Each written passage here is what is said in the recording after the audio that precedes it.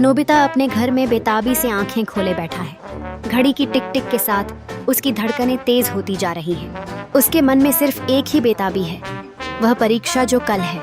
Mummy की आवाज सुनकर उसकी सोच टूटती है। दिन भर मोबाइल देखती है हुई, इस बात का मतलब उसे समझ में आता है, लेकिन पढ़ाई उसे बोर करने वाली लगती है। वो देखता है कि कैसे समय उसकी उंगलियों से फिसलता जा रहा है।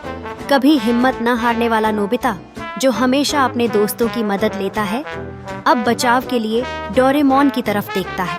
डोरेमोन भैया बचा ला। डोरेमोन का सवाल सुनकर वो उलझन में फंस जाता है।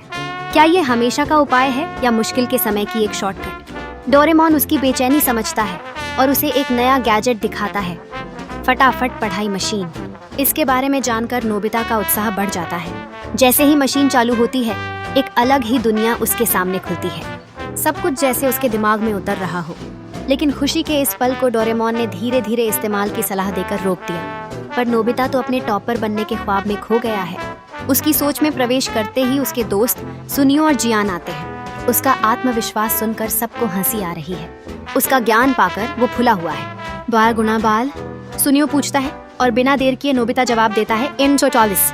लेकिन जब नोबिता अपने उत्साह में कुछ ज्यादा ही लिपट जाता है और मशीन का बार बार उपयोग करता है, तब समस्या पैदा होने लगती है। उसकी बातें सुनकर शिजुका चौंक जाती है। हम तो बस हेलो बोलनी थी।